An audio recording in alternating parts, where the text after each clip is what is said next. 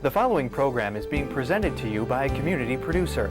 The statements, views, and opinions expressed are not necessarily those of ALC-TV or the City of Avon Lake.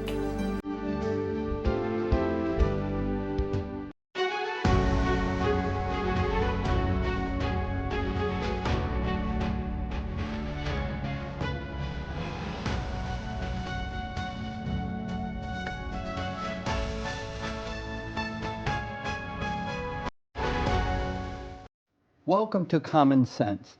Common Sense is a series of shows that feature interviews with interesting people so that we can learn in a clear, concise, and direct way who these folks are, what they do, and what makes sense to them and what doesn't.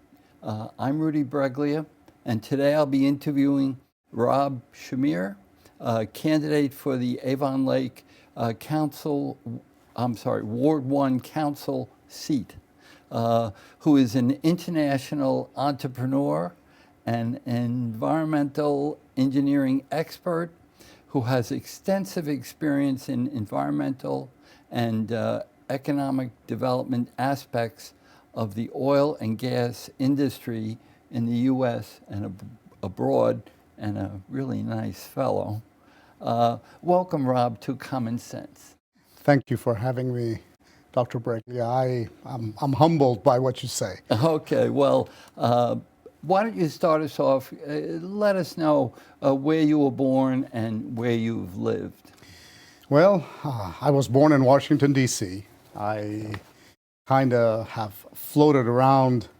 So in the States, I have lived in Virginia, D.C., and then from there, Kentucky, California, and then Ohio. But I did Kentucky twice, lived earlier, then went back to the University of Kentucky. I also lived in Tennessee. So that is where I lived in the U.S. Then abroad, I went to Central Asia initially. So I lived in Kazakhstan. I lived in Kazakhstan for about a year. And then from there, I lived in Azerbaijan and spent time going between Azerbaijan and Georgia. And then after that, I spent some time in the Middle East. I was in Dubai, I was in Iran, I was in Iraq. Wow. And then after that, I went to Brčko, Bosnia. Okay. And lived there for a bit. And then my last 10 years I lived in Oman, in Muscat, Oman. And it's a wonderful, beautiful place to live. Okay. Well, what brought you to Avon Lake after all those travels? Well, you know, we had been looking to move back stateside. Okay. And kids were getting older and thought that it was time to move back. Come back home. Yes, it was coming back home. And then we had started to look. So we looked around. We went to Texas, went to Georgia, New York, back to D.C. and the surrounding communities, looked at Kentucky, looked at California, and nothing quite fit. Okay. I came here by accident for a diagnosis. There you go, fortunately. Yeah, for a diagnosis, and we fell in love. We decided that this was it. The people, the communities, everything. Well, welcome back. Thank you. Tell us about the different stages of your career. I would imagine that involved a lot of travel. Well, I started doing coal reserve evaluation. So my degree is in geosciences with an emphasis on hydrocarbons and natural resources initially. So I did reserve analysis, and then from that, I went to petroleum reserves, hydrocarbon reserves, and then got back involved into acid mine drainage issues. So cleanup and systems, designing systems to clean up acid mine drainage. When I went back and got my master's degree, based on what I had seen, I had a focus on environmental cleanup. So my technical specialty was then focused on environmental restoration. And during my career, I went and started working for the environmental restoration program at the U.S. Department of Energy. And I was involved with the cleanup at Oak Ridge and also Paducah, Portsmouth, And then one day I got a phone call and they said, guess what? You're going overseas. And I went abroad dealing with environmental and non-proliferation work. And then from there, I kind of evolved. I started my own company and then grew that, sold it, and then got involved with a startup oil company, which we helped build. And then now I have moved away from that. I serve on boards of companies. So I have gone from the absolute bottom tier, I guess, to what you would say to the board. The board. Yeah. Exactly. Okay. How did your environmental education at the University of Kentucky help your career? Got you started? Well, my bachelor's in geophysics allowed me to learn about detection technologies. Okay. So that is where we could detect without penetrating into subsurface. That took me into multiple directions. At the beginning, when the environmental initiatives were moving forward, people were drilling into. So I was one of the guys that got in and said, let's see if we can match what we see through geophysical methods with what we have in the ground. So we started developing models that would map and delineate contamination or structures in the subsurface, shallow, not deep, to see what sort of issues we had. So that is where it started. And then my education then kind of went on forward to modeling, where I was actually the first guy to get a modeling thesis this side of the Mississippi. So I came out with a specialty in numerical flow and transport modeling, and then the rest is kind of history. History. Because of your training, you're able to predict how water with contaminant flows through the soil. Why is that important? Well, to analyze what is happening in the subsurface is the beginning step of understanding what needs to happen with a remediation design system. So for me to understand what to do, I have to first understand the geology, the hydrology, the pieces that makes it move. I have to then develop a conceptual model. What does it look like in my mind? Draw it out. Once you draw it out, put the pieces together, then you could start putting mathematical numbers and models together. So you define it mathematically. Once you define it mathematically, you then kind of tweak it for it to be able to be validated and calibrated. And that gives you the mechanism to predict. So predictive modeling allows you to know how long it will take to clean up, how fast you can clean it up, and what the costs are going to be. So these are the three components that mathematical modeling and simulation and predictive analysis allows you to do. Okay, and switch gears on you a little bit. How can these pollutants be removed from the water? Depends on the pollution. Now, some pollutants, hydrocarbons from a gas station, you could pump them out. You could pump them out through a pump and treat system. So you effectively design it, figure out how the water table, the groundwater table will reduce at a certain pump rate. So you will tweak your pump to that level, and then everything like a conveyor belt comes in. Since hydrocarbons, gasoline is lighter than water, it will slide on top and come into the well. You take it out, you run it through an air stripper, it will strip the hydrocarbons out, then you send the water back through a processing system, and it's fairly easy. This nowadays it's what you would call the bread and butter of the business. It's a simple thing. However, when you get into things that are denser than water, like PCBs, which we call DNAPLs, dense non-aqueous phase liquids, they do not dissolve easily. They hit the groundwater, and guess what? They're going to drop. They say, water, we don't care. We're going to go down. Okay. And they're going to hit the bottom, and then if they find a fracture, they're not going to sit there. They're going to migrate through that fracture. Keep going. They're going to keep going until they hit a stop. And then to understand how to deal with those, you need to know not only the groundwater, you need to know the geology, you need to know the structural patterns, fracture patterns. And I'll give you an example. I was involved with the cleanup of CSX train derailment in Lewisburg, Tennessee.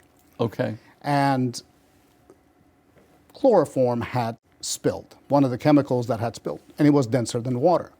Now, the derailment happened where it was karst, so you had sinkholes and caves under the ground. Now, that is bad enough. And then you had fractures. So all this chloroform, which is heavier than water, went down and is set in little bowls in different places. So we had a world of problems trying to find out where everything was.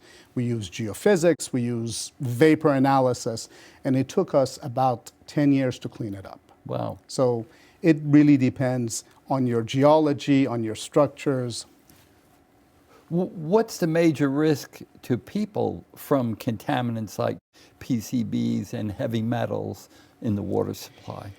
Well, the thing is, actually the PCBs do not really enter your water supply. What happens is they attach themselves to the sediments. Okay. So when they go through filtration, the sediments are typically settled out, and they go into the byproduct. But where you have the issue is where it sits in the sediment in the soil. Okay. Because PCBs get taken up into the plant life. When fish, for example, or microorganisms feed off the sediment, they take it in.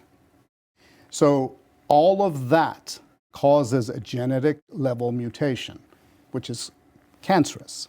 So PCBs will be taken up by microorganisms, by fish, by vegetation that grow or feed off of it, and then they can cause cancers. One of the issues you've got with PCBs are not only on the contact point and ingestion point, you also have it as a vapor phase that can enter your system. And they are carcinogens at many levels, but for children specifically, they cause brain tumors, leukemia, lymphoma. So PCBs are one of those things that forever chemicals that when they developed it, it was the most amazing thing ever. Yeah. However, what we realized is it was really bad for the environment and for those that were around it. Understand. In the oil and gas industry, what is an environmental impact assessment? And what was your part in that process? Well, the company that I had, we did environmental impact assessments for the energy sector or for any development, even for the World Bank. But in the oil and gas sector, EIAs, or environmental impact assessments, are what you would call a three-component activity. So you develop a baseline of what the environment is before anything happens. You want to develop the heartbeat of the area before any activity happens. Then, once you've done that, you go through and analyze everything that's going to go into that oil field development. That includes your drilling, that includes your flaring, that includes your processing facilities. So you look at every operation and you analyze the impact and the risk. So once you do that, you develop a risk matrix. Based on that risk matrix, you come up with mechanisms to safeguard the environment. Okay. And this is driven typically by national governments and the World Bank when it comes to financing and funding, and the United Nations. So at the tail end, you come up with engineering controls that will safeguard the environment to the best of the ability of technology and industry. Oh, understand.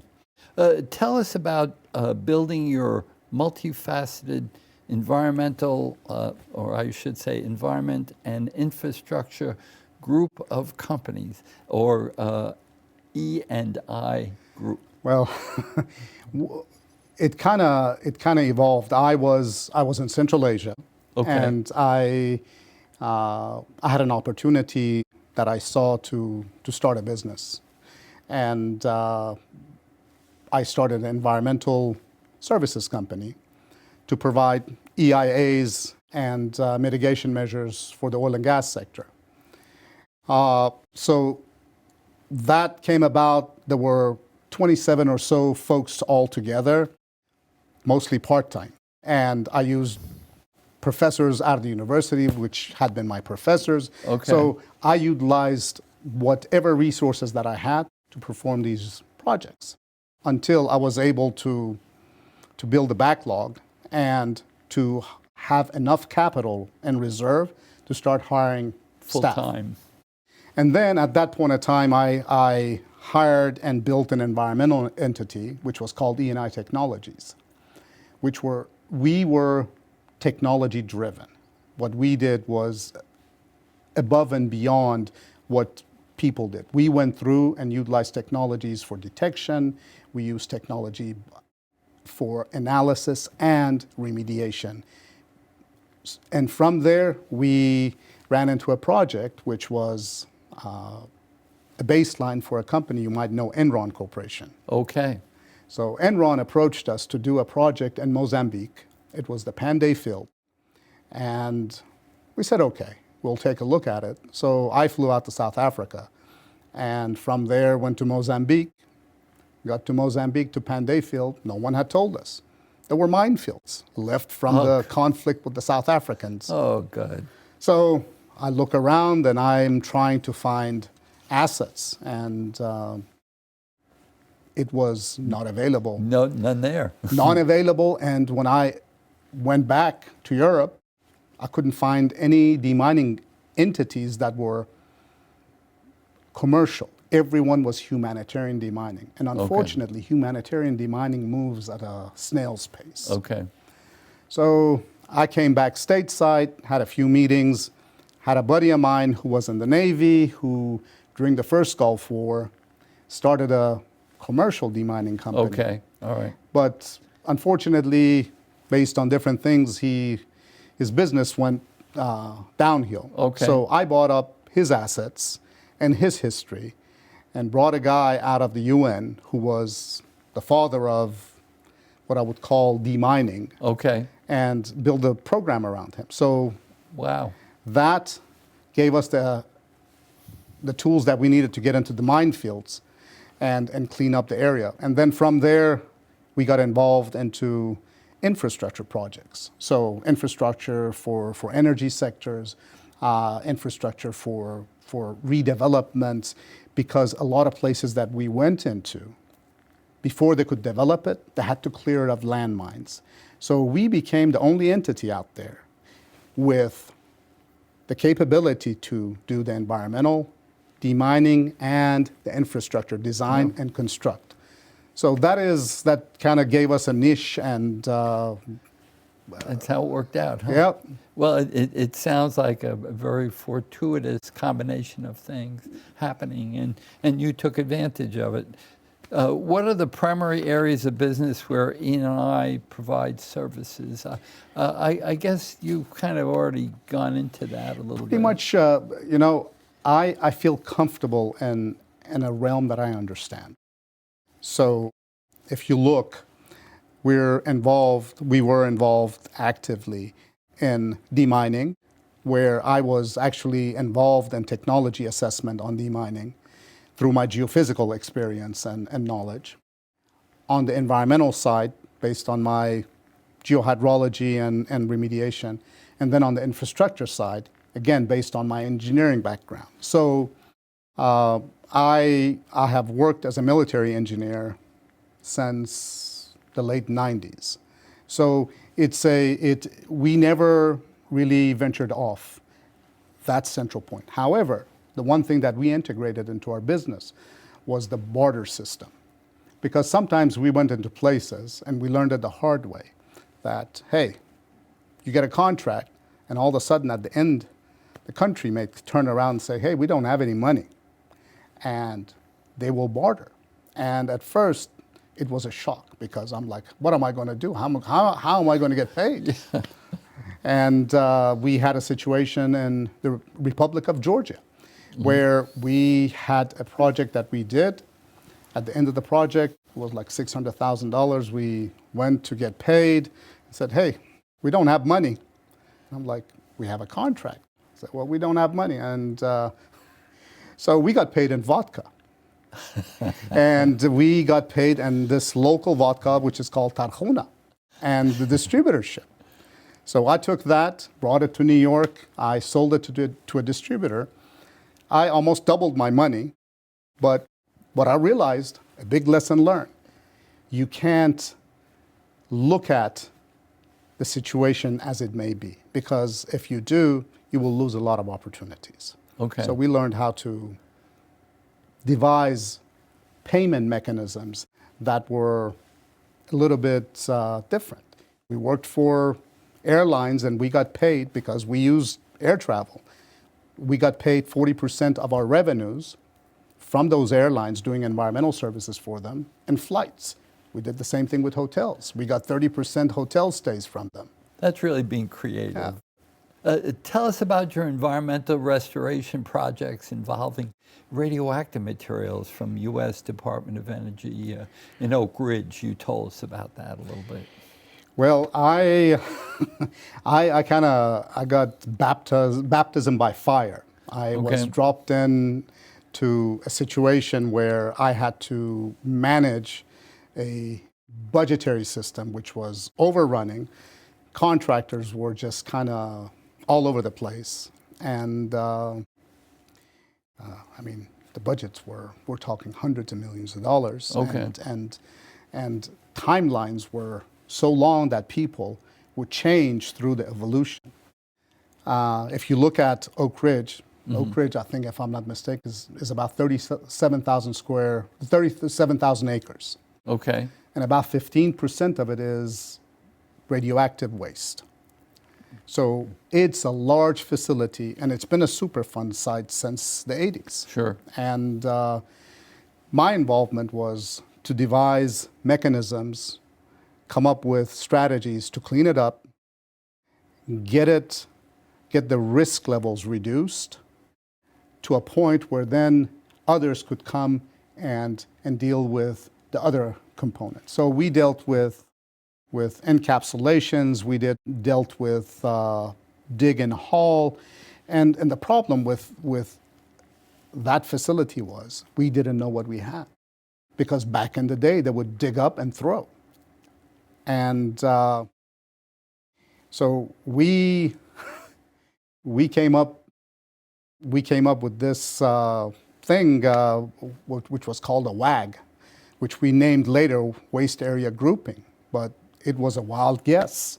That's what a WAG was. I mean, we still talk about it, some of the folks that were involved with it, and it was a wild guess. We started using geophysical techniques to identify. So we brought in GPR, ground penetrating radar, in areas where we knew that there had been activity. We would run GPR. Over the long areas, we would run resistivity and electromagnetic to map and reduce the areas. So we utilized what tools we had. And what I did was roughly about a 17 to 18% reduction in cost of investigation phase by the time I left. So we took it, we looked at it, we reduced the risk. Risk reduction was a massive component. That facility will remain a reservation, and as we call it, the Oak Ridge Reservation, and it will stay within that realm. You have the X10, which is ORNL, Oak Ridge National Laboratory. You have the old K25, which was the gaseous diffusion plant, and you have the Y12, which is where they do reprocessing and for weapon-related and weapons-related equipment and fissile material. Okay. It sounds like a big job, and you know, probably 5,000 years from now, they'll maybe still be dealing with it. Okay, well, tell us about your, change gears a little bit, tell us about your comprehensive security operations for oil and gas operations that E&I established in the Middle East, and why was that necessary? Well, we actually had operations in an area which pretty much encompassed what you would consider an area the same size as Belgium. Okay, And large. Yes. So to the south of us was the coast.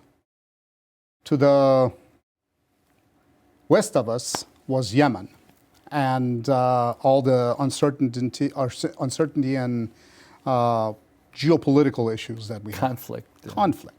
And this was in the middle of the Arab Spring, where there were issues and uprisings and everywhere. Okay. So what we realized is assets that produce national wealth, because when you are a partner with, when you take over an oil field, you become a partner with the government. They have interests, you have interests. And, you know, gates and fences typically cannot allow for security when you're in the middle of nowhere. And we were literally in the middle of nowhere. We actually built all the infrastructure that was there. Okay. We built from telecommunication to helipads to roads to pipelines and to processing facilities. Okay. So when you have all of that to secure it, to secure your investment, which was in the hundreds of millions, is critical. And we incorporated a design based on local understanding of tribal issues, geologic and geomorphological aspects. So, and then we had detailed conversations with the police, internal security, and came up with a devised plan, which then they used throughout the industry for everyone else that was operating. But for example, we didn't have to put bollards or pop-up barriers to protect for vehicles ramming. Mm-hmm. We dug trenches. It was a lot easier, a lot cheaper. So we would put our facilities at a higher vantage point. We would dig trenches, ram yourself into the wall. Go to it. That's really smart. I mean, and then what you do is, on the periphery, we started utilizing technology.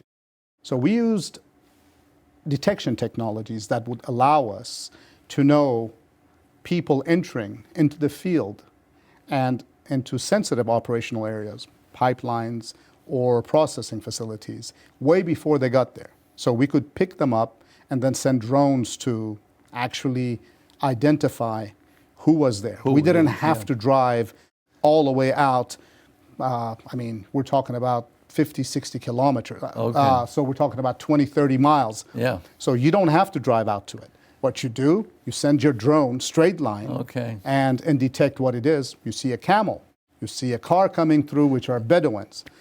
One other thing that we did is we incorporated the local Bedouins into our security force. Okay. And that so they kept an eye on things for you. Yes. That's wonderful. Tell us about the large ethanol refinery that E&I built in Bosnia and how it helped that nation recover. Well, I'll tell you, we got involved in a project to demine. It was a concession-based agreement. Okay. So the area of land was to be cleared of landmines, ethanol to be produced.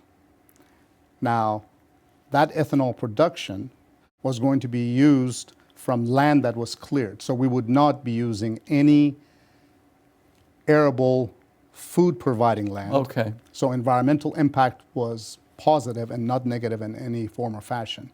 Situated in Breglia in Bosnia because it was on the Sava River, it allowed for easy access into the market into Austria. And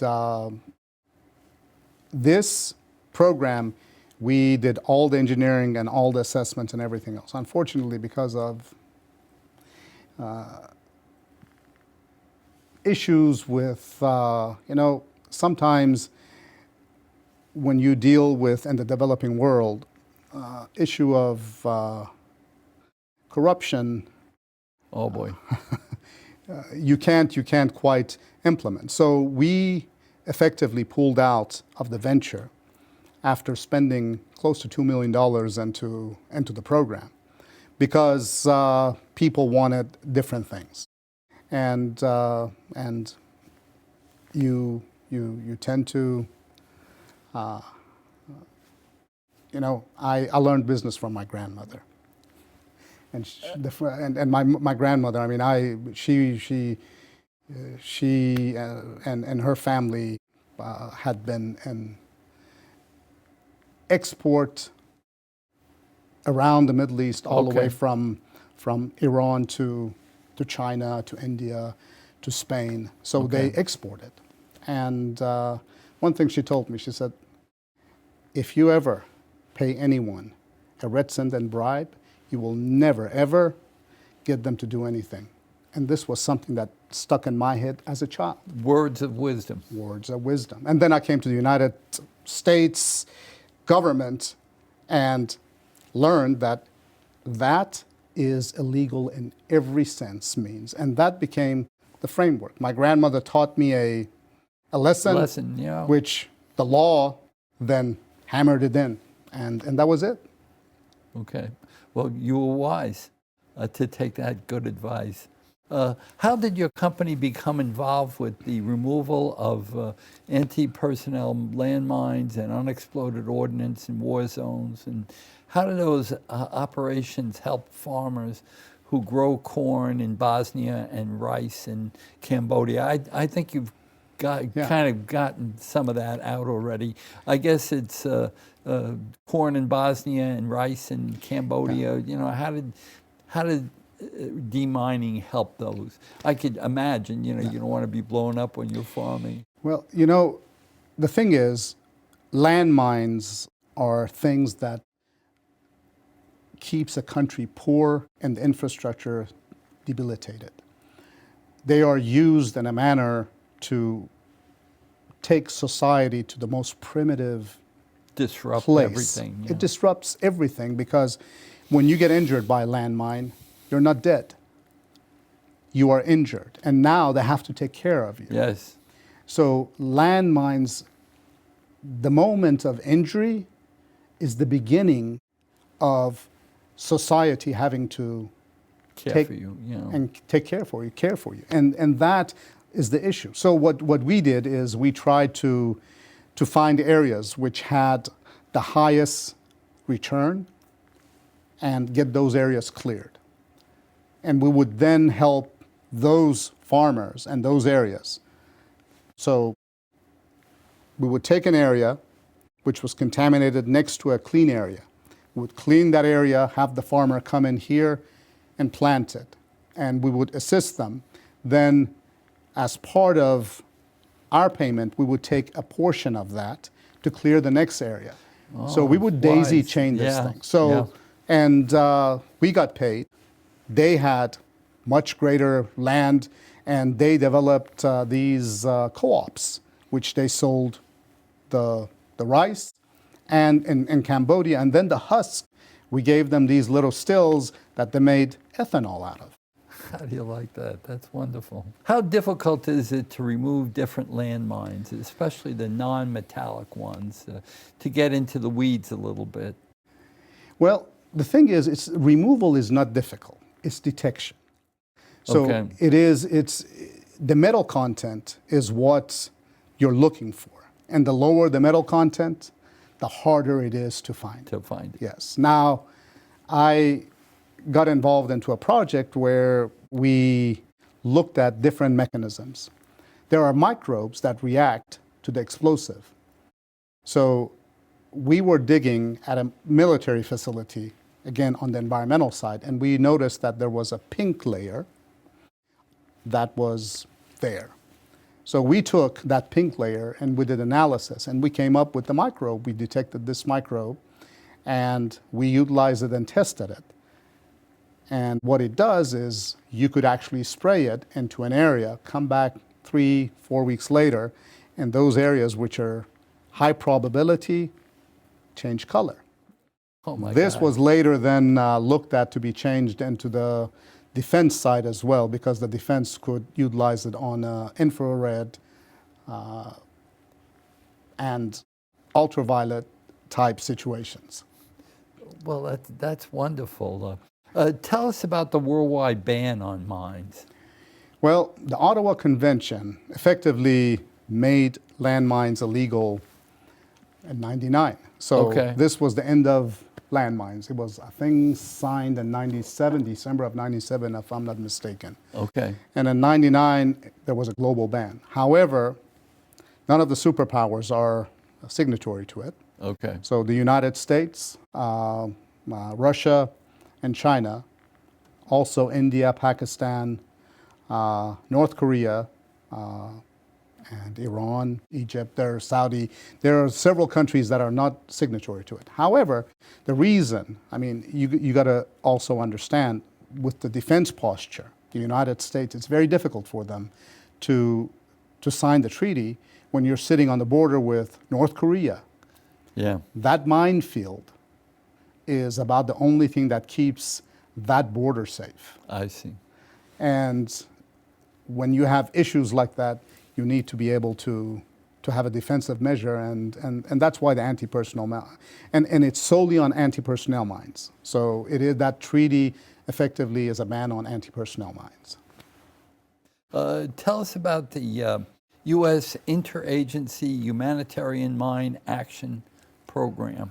That's a mouthful. Yeah, that is a U.S. Department of Defense program for what you would call friendly nations or state partners, which they assist those countries that have mine issues, landmine issues, with, I think it's up to 15, if I'm not mistaken. I mean, I think it was somewhere in the $15 million range. I got you. That's basically what it is. But it's a DoD initiative. To help these other countries. Yes, which are effectively partners. So I could see that. Tell us about the U.S. Department of State Quick Reaction Demining Force. Okay, the Quick Demining Reaction Force is actually no longer an entity. So they went away, and its capacity is effectively now managed by Department of Defense. So in 2020, if I'm not mistaken, in 2020, the State Department and USAID, which had a joint program, handed that program over to the Defense Department. Okay. Because when you look at it, the ban on landmines and the issue of being able to utilize mines resides with the Department of Defense. I got you. How many people did E&I employ when you left the business? I would say about 830 plus, Wow. somewhere in that Okay. somewhere in that neighborhood. So you were a pretty big employer at the time. At the time. What kind of specialists did the E&I employ? Oh, we had Probably engineers. all over the place. Yeah, we had engineers, we had environmentalists, we had geologists, geophysicists, we had risk assessors, we had ecologists, we had retired military, we had military engineers, we had IT capabilities, so there were IT engineers, we had GIS capacity, so we had a lot of geospatial people, and then we had technology integrators, which were the special folks, what I call them. They had the ability to dream. So Okay. what we did is we utilized them to link technology with problems. Okay. That sounds great. Tell us about being a manager for all those people. Let me tell you, I realized something. There are two jumps that are very hard in business. Okay. It's the jump to 100, and then it's the jump from 450 over. Managing is very difficult. By the time I think I was about 6 or so years into the business, I directly managed only 12 people. Okay. There were 3 direct lines for the divisions, and then those divisions had 9 departments. So I interfaced with, on the managerial side, with 12 people. However, I made it my job to make sure that I am in the field, whether it was the minefields, I've demined myself. So whether it was I've got Lucky. I've got all my fingers and all my toes. Yeah, there you go. So I would try to at least on an annual basis to meet with a third of the company staff. So I would be in the field with them. I would go visit them. I don't do management by direction. I do management by walking. Okay, and I think that's wise. That's very wise. What's the most effective management style? And I think you have already told us that getting out and seeing the troops and seeing how they're doing and showing your face. I'll tell you something. It is engagement, and we were demining in a very bad area once, and I had a machine operator that was scared. I could tell. And I had been involved in the design of the protection. So I got into the vehicle and I drove into the minefield. Okay.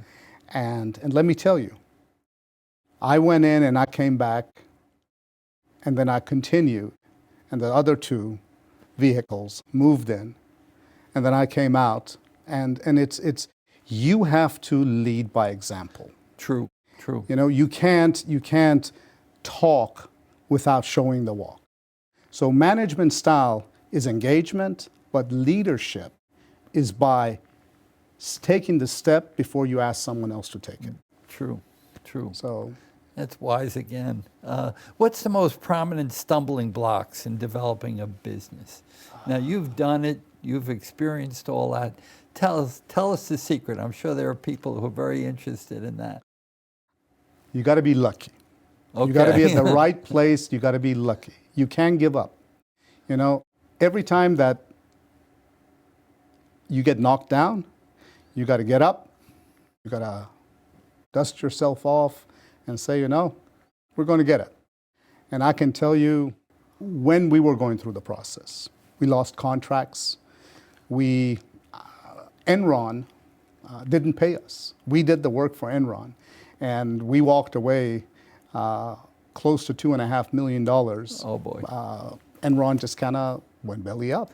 It hit the bottom line. It hit our operation. I mean, you got to pay the staff. There is no, so there is problem. So what you need to learn, you got to build reserves. You don't grow a business on credit. You got to build reserves. You got to be able to build backlog. And if you're able to sustain those two things, you'll have a very sustainable business. And prosperous too, I bet. Yeah, sustainability and prosperity, I think, goes hand in hand. Okay, all right. Well, I know that you're a man that sticks with the problem and gets things done, and I think it's more than luck with you. You're a very creative person. Well, thank you very much. You're too kind. Okay. Well, how can someone get in touch with you? Your email is? My personal email is rshahmir@outlook.com. And I also have a campaign email, which is robforavonlake@gmail.com. Okay. So, and your website address, and that'll appear on the bottom of the screen. So I am both on Facebook and my email address. My website is robforavonlake.com. Okay. Now I ask this of every interviewee I conduct. In summary, what is making sense to you and what doesn't? You know, what makes sense to me is having a good intention. Okay. And what doesn't is not saying what you mean. Be clear of mind, be clear of voice, and be clear of thought. You know, there is a difference between what's the mind says, what your thoughts are, and what comes out here. As long as you're able to sync, let's talk those technological. Two. Okay. If we can sync all those, you have it all right. But you can't say one thing and do another. These are the two things. If you're going to say it, do it. Okay. Well, Rob, I'm going to bring you back for sure, and I'm going to ask you to give me more of those words of wisdom from your grandmother. I will certainly do so. I would love to, because I tell you, she was very, very important in my upbringing and how I ended up. So I will be more than glad so. Well, I think the people of Avon Lake should be grateful that they have such an accomplished, courageous, knowledgeable, creative person running for a seat on the council. Well, I appreciate those kind words. All I can say is thank you. And if I do get elected, I will do whatever that is required to make Avon Lake a sustainable community. And I think it's noteworthy that you're going to contribute your salary to some local charities. My salary, the full City Council salary, will be given to CRS, Eastview PTA, and Learwood PTA. So for that 4 years that I am council person, I will take that 4 years of salary, and as they come out, they will go directly to CRS, Eastview PTA, and Learwood PTA. Okay. That's my commitment. Well, thank you very much for doing that. Thank you, sir. Okay. And thank you for watching. Please give us feedback on the show. Let us know how you feel about the show. You'll be able to ask questions, make comments to the emails that appear at the bottom of the screen. If you'd like to be on the show, or if you know an interesting person, please send us that contact information and we'll proceed from there. And remember, seatbelts save lives.